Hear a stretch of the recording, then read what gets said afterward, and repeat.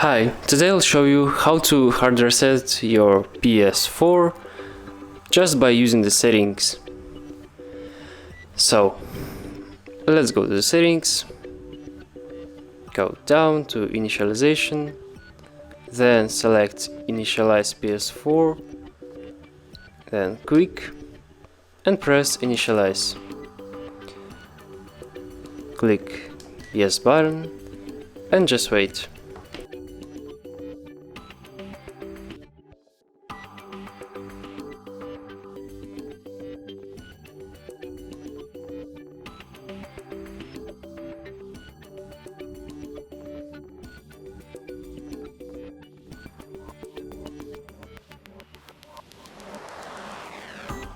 Thanks for watching, press the like, comment our video and subscribe to our channel.